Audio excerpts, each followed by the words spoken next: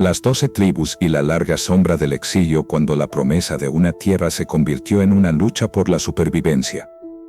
La historia no comienza con un trono ni con un reino glorioso. Comienza con hombres y mujeres errantes, con tribus que no tenían más que una promesa y un pacto grabado en piedra. Huían de Egipto, atravesaban desiertos, cargaban con el peso de la incertidumbre. No eran una nación. No tenían rey. Y no debían parecerse a ningún otro pueblo sobre la tierra. Cada tribu, con su nombre y su linaje, formaba parte de una confederación frágil, unida más por la necesidad que por la sangre. En Canaán encontraron guerra, enemigos antiguos y batallas que parecían no tener fin. Peleaban por su derecho a existir, por el pacto que sus antepasados habían hecho en el monte donde Dios les habló. Pero no bastó. La unión no fue suficiente. Cuando los filisteos se alzaron con más poder del que podían soportar, el pueblo miró a Samuel y le pidió algo que nunca antes había necesitado: un rey. Querían un líder de carne y hueso, alguien que los guiara como las naciones que los rodeaban. Pero Israel no estaba hecho para seguir el camino de los demás. Saúl llegó al trono, pero su reinado se fracturó con la misma rapidez con la que comenzó.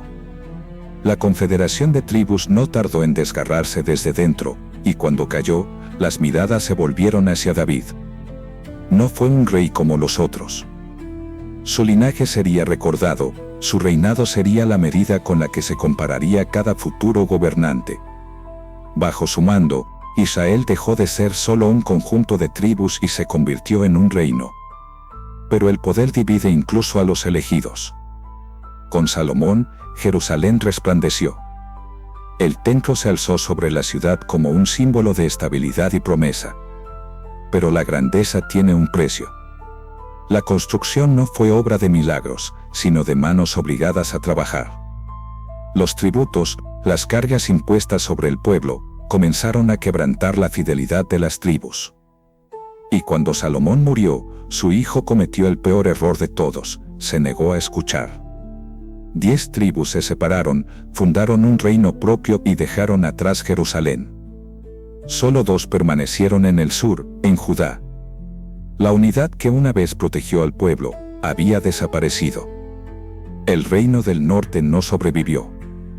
En el año 722 a.C., los asirios cayeron sobre ellos con una furia que nadie pudo detener. Las ciudades fueron saqueadas, las tierras devastadas. Pero el golpe más cruel fue el que no se vio de inmediato: la gente fue arrancada de sus hogares y esparcida entre los conquistadores. Se desvanecieron en la historia. Nunca volvieron. Judá resistió más tiempo. Pero la caída es inevitable cuando la protección se vuelve costumbre y las advertencias son ignoradas. Los profetas hablaron, pero pocos escucharon. Babilonia llegó con su ejército y tomó Jerusalén en el 587 a.C. No hubo piedad. El templo fue destruido, las calles ardieron y el pueblo fue arrastrado lejos de su hogar. El exilio babilónico había comenzado. Los profetas no lo vieron como un accidente, sino como un juicio. Israel había olvidado a su Dios, había permitido la idolatría, había creído que su pacto lo protegería sin importar sus acciones. Pero el pacto nunca fue incondicional. Años después, Babilonia cayó ante un nuevo imperio. Ciro el Grande permitió el regreso de los exiliados, y con ellos, el deseo de restaurar lo perdido. Pero las heridas de la historia no sanan con solo regresar a casa. Las esperanzas de un futuro glorioso renacieron con cada victoria y se estrellaron contra cada nueva conquista. Alejandro Magno llegó con su dominio griego, los macabeos lucharon por recuperar su identidad, Roma tomó el control y convirtió la tierra en un territorio ocupado. Pero incluso en los días más oscuros, una creencia persistió: un día, el exilio terminaría. Las tribus perdidas volverían. El reino sería restaurado. Un descendiente de David se alzaría y la historia tomaría el rumbo que debía haber seguido desde el principio. El pacto nunca se rompió. Solo estaba esperando el momento de cumplirse. El legado de las 12 tribus, el destino trazado en la tierra prometida. Desde el capítulo 13 del libro de Josué se conoce la distribución del territorio conquistado. Una división planificada por tribus del pueblo hebreo, que surge desde la marcha del Éxodo. La donación territorial realizada por Yahvé fusiona antiguas tradiciones. Esta entrega establece consecuencias jurídicas sobre la posesión de la tierra y marca el reparto del país. Listas de ciudades definen las fronteras entre las tribus y delimitan el territorio cultivable asignado a cada una. Estos registros reflejan el desarrollo de normas legales y administrativas. El autor, enfrentando dificultades para precisar las fronteras, trasladó al territorio el ideal de que Israel tomó posesión total, abarcando incluso la llanura hasta el Mediterráneo, territorio que en realidad nunca controlaron en su totalidad. Es posible que los escribas reales actualizaran periódicamente la lista, reflejando divisiones administrativas posteriores. La descripción del reparto presta especial atención a la tribu de Judá. Otras tribus se mencionan de forma breve, como Isaacar, Gad o Neftalí. El número 12, cargado de significado, es más relevante para el autor que la realidad histórica. La tribu de Leví aparece inicialmente de forma independiente, según Génesis 46, 8 a 25, y en el Atlas histórico de la Biblia, pero luego se integra como tribu sacerdotal, sin posesión territorial.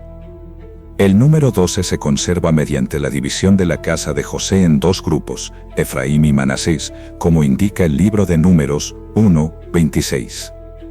La diferencia entre las listas presentadas en Josué y en Números 34, 1 a 12, se observa en la parte norte del país. Los límites mediterráneo y oriental coinciden, y las fronteras de Judá y Canaán por el sur se unen en armonía. El origen de las tribus se remonta a la descendencia de Jacob, según Génesis 29, 31 a 35 y Génesis 30, 1 a 24. En esos pasajes se distinguen los hijos de las dos esposas de Jacob, Lía y Raquel, y de sus concubinas Bilha y Silpa. Los 4 primeros hijos de Lía, Rubén, Simeón, Leví y Judá, dieron origen a las tribus meridionales. Los 2 hijos de Raquel, José y Benjamín, formaron los grupos que ocuparon el centro de Palestina. Este reparto principal muestra la dualidad histórica entre Judá e Israel. Las demás tribus se asignaron a otros hijos de Jacob para completar la docena. Es posible que la tribu de Simeón se haya integrado con la de Judá, lo que alteraría la lista de 12. Otros estudios sugieren que Simeón mantuvo su identidad durante la división de la monarquía. El destino del pueblo hebreo se trazó en la tierra que les fue prometida. Cada tribu recibió un pedazo del territorio, un legado que, a través de los siglos, se convirtió en el fundamento de una nación. El ideal de división reflejado en las listas trasciende la realidad exacta, presentando un número simbólico que expresa unidad y destino común. Esta narración revela la complejidad del reparto territorial en Israel. Lo que se presenta es la síntesis de tradiciones antiguas, un esfuerzo por establecer límites y definir una identidad que perduraría. La distribución planificada por tribus es el reflejo del compromiso con la justicia divina y el reconocimiento de un derecho sagrado sobre la tierra. El legado de estas divisiones sigue resonando en la historia del pueblo de Israel, un pueblo forjado por la fe, la lucha y la esperanza. Números del cielo y de la tierra. El lenguaje secreto de la escritura. La escritura no es solo palabra escrita. Es código, estructura, mensaje oculto a simple vista. Cada número guarda un significado. No son cifras al azar, son símbolos, huellas de un orden que atraviesa el tiempo. 1 no es un número, es la fuente. No se divide, no se fragmenta. Es el principio de todo, la unidad inquebrantable, el reflejo del Creador. 2, en cambio, es la separación. Una línea que divide, un puente entre cuerpo y espíritu, entre la ley y la gracia. Es elección y conflicto, 2 caminos, 2 destinos. 3 es plenitud. La Trinidad, la voz que sostiene los cimientos del universo. Padre, Hijo y Espíritu. 3 días en el sepulcro, 3 negaciones, 3 veces que Pedro es llamado a apacentar el rebaño. La suma de sus partes devuelve 6, el número que encierra la obra entera de la creación. 4 es tierra, dirección, testimonio. Los evangelistas, los puntos cardinales, los vientos que soplan sobre el mundo. 5 es la enseñanza, la ley escrita en piedra. Moisés y los 5 libros que dieron forma al pueblo. Es la mano que trabaja, que edifica, que construye o destruye. 6 es el número del hombre. Creado en el 6º día, nacido incompleto, destinado a buscar lo que le falta. 6 son las jarras en las bodas de Caná, 6 días de trabajo antes del reposo. En su suma se multiplica, se descompone, regresa a sí mismo. Es perfecto en su propio ciclo, pero imperfecto en su destino. 7 es descanso, consumación, promesa cumplida. 7 días de creación, 7 trompetas, 7 sellos en el Apocalipsis. Es totalidad, pero no es final. 8 viene después. Es lo nuevo, lo que renace, lo que trasciende la medida del mundo. Circuncisión al 8º día, 8 almas en el arca. La salvación que cruza de un tiempo a otro. 9 es retorno, ciclo cerrado. 6, 6, 6. El número de la bestia, el eco de lo que se repite sin alcanzar la perfección. Aquí hay sabiduría, el que tenga entendimiento, calcule el número, porque es número de hombre. 6 se multiplica, regresa, se aferra a lo terreno, y la suma de sus partes siempre lleva al 9. Un círculo que nunca escapa. 12 es gobierno, elección, reino. 12 tribus, 12 apóstoles, 12 puertas en la ciudad santa. Pero no todos permanecen. Uno cae, otro es borrado. 11 es falta, ausencia, una grieta en el orden perfecto. Y en su descomposición regresa a 2, lucha entre la luz y la sombra, entre fidelidad y traición. El texto está lleno de estos signos. Están en los muros del templo, en las genealogías, en las profecías. Son los mismos números que resonaban en la voz de los profetas y que marcaron el destino de reyes y naciones. No son casualidad. Son estructura, mensaje, advertencia. La escritura no habla solo en palabras. Habla en ritmos, en ciclos, en medidas exactas. Quien tiene oídos para oír, que escuche. Quien tiene entendimiento, que comprenda. El legado de la herencia, la división de las 12 tribus. Desde el inicio, las familias se unieron en clanes, compartiendo un linaje común que forjó la esencia del pueblo. Cada familia, conocida como Casa del Padre, abarcaba a todos los varones con descendencia, dejando de lado a las hijas casadas. Las tradiciones religiosas y las estructuras sociales eran el lazo que unía a todas las tribus, con la convicción de que Yahvé era el único rey de Israel. Esta fe las mantenía unidas, mientras cada tribu ejercía su propia autonomía en el gobierno y en las batallas. En el libro de Josué, capítulo 21, se mencionan 45 ciudades entregadas como herencia a los levitas, quienes, sin territorio propio, encontraron en estos centros administrativos y religiosos un lugar para custodiar lo sagrado. Muchas de estas ciudades se ubicaban en zonas controladas por los cananeos, pocas se encontraban en el corazón del territorio de Israel. El libro de Josué, capítulo 20, relata la existencia de 6 ciudades levíticas designadas como refugio, donde quienes enfrentaban acusaciones de crímenes podían hallar asilo en espera del veredicto sobre su inocencia o culpabilidad. La convivencia entre los hebreos y los cananeos no siempre estuvo marcada por el conflicto. Las poblaciones seminómadas se mostraban abiertas a influencias religiosas y culturales diversas. En algunas regiones, los esfuerzos por delimitar el territorio y afirmar la identidad daban lugar a una asimilación gradual, en otros lugares se vivía la simbiosis entre costumbres. Cada paso de esta historia es un eco del compromiso y la fe que definieron al pueblo. Las tribus, a pesar de su independencia, compartían el anhelo de preservar la herencia de Yahvé.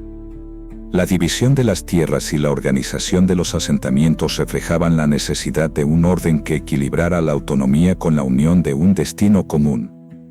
El legado de estas tribus perdura en cada piedra, en cada ceremonia y en la memoria de un pueblo que supo enfrentar la adversidad con firmeza y convicción. La promesa de una herencia sagrada, tallada en la historia y transmitida de generación en generación, sigue viva en el corazón de quienes buscan el destino que se les prometió. Los pueblos del mar, la tormenta que arrasó el Mediterráneo cuando el mundo tembló bajo las olas, la historia cambió para siempre. No llegaron como exploradores ni como comerciantes. Vinieron con fuego y acero, con barcos que cortaban el agua como espadas y con un ansia de tierra que no admitía negociaciones. Para los egipcios, eran los pueblos del mar, invasores de origen incierto que arrasaron civilizaciones enteras en su paso por el Mediterráneo oriental. Eran una fuerza imparable, una marea de guerreros sin bandera que avanzaban como si estuvieran huyendo de algo aún más aterrador que ellos mismos. Hacia el año 1200 a.C., la región entera se vio sacudida.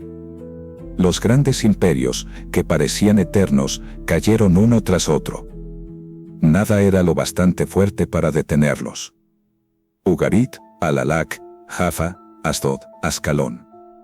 Ciudades que habían resistido siglos de guerra fueron reducidas a cenizas. En el norte, muchas jamás se reconstruyeron. En el sur, aquellas que sobrevivieron se convirtieron en bastiones de una nueva civilización, los filisteos. Ramsés III, el último gran faraón guerrero de Egipto, se enfrentó a ellos en el año 1196 a.C. Batallas en el mar, combates en tierra, una guerra total por la supervivencia. Sus relieves en Medinet Abu lo muestran victorioso, pero la verdad es otra. Derrotó a los invasores, sí, pero no los destruyó. Se replegaron, cambiaron de objetivo, se hundieron en las tierras de Canaán, Siria y Palestina. No desaparecieron. Se adaptaron. Los egipcios registraron sus nombres, Pulasati, los que luego llamaríamos filisteos, Ser-Danu, Danunu, Sekeles, Sakkala, Wasasa. Guerreros de distintos orígenes, unidos por el hambre de conquista. Algunos, como los Sakkala, se asentaron en el norte, en Dor. Otros quedaron atrapados en la maquinaria del poder egipcio. Ramsés, incapaz de expulsarlos del todo, los convirtió en un arma de su propia dominación en Canaán. Por un momento, Egipto mantuvo el control. Pero el tiempo no estaba de su lado. El auge de Asiria amenazaba desde el este. Tiglat-Pileser I golpeó con furia en el Líbano y las costas fenicias. Los días del dominio egipcio estaban contados. Palestina se convirtió en un tablero de guerra, una tierra donde las antiguas potencias ya no dictaban las reglas. Los pueblos del mar no solo destruyeron reinos. Crearon un nuevo orden, uno en el que nada volvería a ser como antes. Los filisteos, el enemigo a las puertas, una sombra sobre la tierra prometida, un pueblo que no pedía permiso para quedarse. Desde la costa llegaron con sus barcos de proa afilada, con sus yelmos adornados con plumas, con sus carretas repletas de familias que no buscaban refugio, sino territorio. No eran un ejército invasor, eran colonos con espadas, nómadas decididos a asentarse por la fuerza. Los filisteos tomaron Gaza, Asdod, Ascalón, Ecrón y Gat. No fundaron ciudades, las capturaron. Se instalaron donde los cananeos habían construido antes que ellos, donde las murallas ya estaban levantadas y las calles marcaban el ritmo de una vida que ahora les pertenecía. No venían a compartir, venían a reinar. Durante un siglo convivieron con los israelitas. Convivencia es una palabra amable. Fue un equilibrio tenso, un forcejeo constante. Había treguas, sí, pero el conflicto nunca estaba lejos. Hasta que, hacia el año 1080 a.C., los filisteos decidieron que las montañas también debían ser suyas. Esa decisión encendió la chispa. Los israelitas no se quedarían de brazos cruzados. Su origen se pierde en los relatos de la guerra. Pertenecían a los pueblos del mar, aquellos que desafiaron a los faraones y sacudieron el equilibrio del mundo conocido. Los egipcios los llamaban Pulasati. Quizá algunos de ellos habían servido como mercenarios en guarniciones de Egipto antes de dirigirse al Levante. Eran altos, fieros, con armas de hierro que sus enemigos apenas conocían. Dominaban el comercio de este metal y lo usaban como ventaja. Vendían herramientas de labranza a los hebreos, pero no armas. No les convenía un enemigo con espadas afiladas. Adoptaron mucho de los cananeos, pero también trajeron lo suyo. Una cerámica decorada con espirales y pájaros estilizados, un gusto marcado por la bebida, un estilo de combate que combinaba disciplina con brutalidad. Sus muertos reposaban en ataúdes de arcilla con formas humanas, una práctica heredada de Egipto que ellos llevaron más lejos. No solo luchaban por la tierra, la marcaban con su cultura. El poder filisteo no duró para siempre. A medida que avanzaba la monarquía israelita, su dominio comenzó a debilitarse. Con el tiempo, su rastro material desapareció. Los filisteos, como un pueblo, dejaron de existir. Pero su nombre quedó impreso en la historia. De ellos proviene la palabra que aún hoy define la tierra en la que se asentaron, Palestina. Los jueces, caos, sangre y la búsqueda de unidad, un pueblo sin rey, un territorio sin orden, un destino incierto. No había rey en Israel. Cada tribu peleaba por su cuenta, cada hombre hacía lo que le parecía correcto. Así describe la Biblia el tiempo de los jueces, una época marcada por la fragmentación, la lucha constante y la amenaza de los pueblos vecinos. La unidad era un mito, una ilusión que aún no había tomado forma. La tierra prometida no se entregó en paz. Se tomó con esfuerzo, con batallas y con la constante tentación de los cultos cananeos. La influencia extranjera estaba en todas partes y la fe de Israel se debilitaba. Según la tradición, las derrotas no eran solo culpa de la espada enemiga, sino de la desobediencia, del olvido de Dios. Cuando el pueblo caía en la idolatría, la calamidad llegaba. Cuando se volvía a Dios, surgía un juez para salvarlos. No eran reyes. No gobernaban en tiempos de paz. Eran líderes de guerra, figuras que aparecían en los momentos más oscuros. Débora, Barak, Gedeón, Sansón. Héroes para algunos, guerrilleros para otros. Cada uno combatía en su región, sin unificar a las tribus bajo una sola bandera. Eran salvadores temporales, no arquitectos de un reino. La rivalidad entre las tribus era evidente. Las guerras no eran solo contra los enemigos externos. A veces, eran entre hermanos. Efraín y Galaad lo demostraron con una batalla tan feroz que hasta la pronunciación de una sola palabra bastaba para sellar el destino de un hombre. Un simple sonido distinguía a los enemigos de los aliados. Si la lengua te delataba, morías.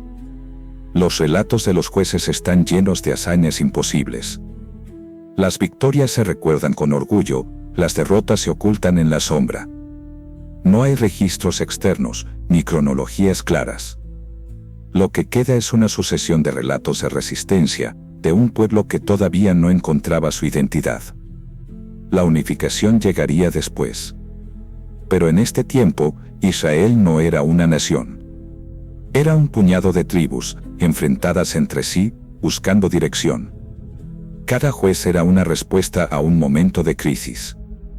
Pero ninguno logró lo que la monarquía finalmente impondría: un solo reino, un solo pueblo, un solo destino. Los medianitas, nómadas olvidados, huellas en la arena, un pueblo sin rastro, pero con un eco en la historia. No dejaron ciudades. No dejaron templos.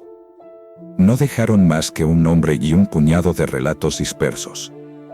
Los medianitas aparecen y desaparecen en la Biblia como una sombra sobre el desierto, una presencia esquiva que se cruza con la historia de Israel en momentos clave. Ninguna piedra lleva su marca, ningún pergamino habla de su imperio. Lo poco que sabemos está escrito en el Antiguo Testamento y en las inscripciones de reyes asirios que los mencionaron como si fueran solo un susurro en el viento. Eran nómadas, pastores y comerciantes. Su hogar no era un reino, sino la inmensidad del desierto. Se movían con el comercio de oro y especias, cruzaban caminos que pocos se atrevían a recorrer. No estaban solos. Los amalecitas y los ismaelitas compartían con ellos la dureza de la vida errante, el destino de quienes no poseen más que lo que pueden cargar. Los hebreos los conocieron de muchas formas. A veces como aliados, otras como enemigos. Gedeón los combatió, los expulsó, los humilló. Pero antes de eso, Moisés encontró entre ellos un refugio. Allí vivió. Allí se casó con la hija de un sacerdote. Allí, en su tierra, Yahvé le habló por primera vez desde una zarza ardiente. Algunos han dicho que la fe de Israel nació en aquellas montañas, que el Dios que guió a Moisés surgió de un rincón árido del mundo donde solo los medianitas conocían el camino. Pero la historia no lo confirma. El desierto no guarda pruebas, solo recuerdos difusos. Con el tiempo, los medianitas dejaron de ser un problema para Judá. Dejaron de ser una amenaza. Quizás se mezclaron con otros pueblos. Quizás desaparecieron sin dejar rastro. No lo sabemos. Lo único cierto es que existieron, que su presencia quedó grabada en la memoria de Israel. Y que, aunque sus ciudades nunca se encontraron, su historia sigue viva en las páginas del Antiguo Testamento. El cántico de Débora, la voz de una nación en guerra. Cuando el destino de Israel se escribió con sangre y fe. La guerra no era solo una lucha por la tierra. Era un juicio divino, un momento donde cada tribu debía elegir su lugar en la historia. No todos acudieron al llamado. Algunos marcharon con valentía. Otros se quedaron al margen, condenados al olvido. Débora no blandió una espada. No comandó ejércitos. Pero su voz retumbó como el trueno antes de la tormenta. Su cántico no era solo una celebración de victoria. Era un rugido que reclamaba justicia, que señalaba a los que lucharon y a los que se escondieron. Israel no era solo un pueblo. Era una promesa, una alianza forjada en batalla. Desde el monte Seir, Yahvé marchó con ellos. No era una metáfora. Era la certeza de que la guerra no se peleaba solo con hombres. El cielo se inclinó sobre los campos de Edom y la tierra tembló bajo el peso de su presencia. No era la primera vez que ocurría. Había pasado en el Éxodo, cuando María alzó su voz junto al mar de cañas, cuando las aguas se abrieron para el pueblo y se cerraron sobre sus enemigos. Ahora, la historia volvía a repetirse. Las tribus se unieron, pero no todas. Isaacar, Efraín, Benjamín, Neftalí, Zabulón, ellos marcharon sin dudarlo. Pero otros no. Rubén dudó, atrapado en sus propios pensamientos. Dan y Aser se quedaron con sus barcos. Galaad miró la guerra desde la distancia. Y Meroz, ciudad de sangre extranjera, recibió la maldición de los que no toman partido. En la llanura de Megido, la batalla no fue solo contra los cananeos. Fue contra la cobardía, contra la indecisión. Israel no podía ser un pueblo dividido.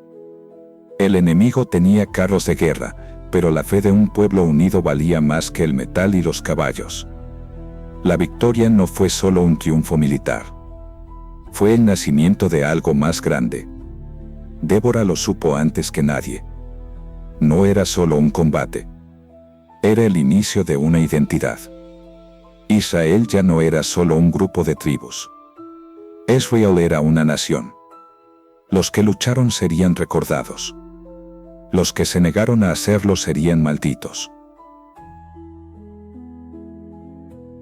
Gedeón, Débora y el reino forjado en guerra cuando la supervivencia dependía de la fuerza y el pacto con Dios.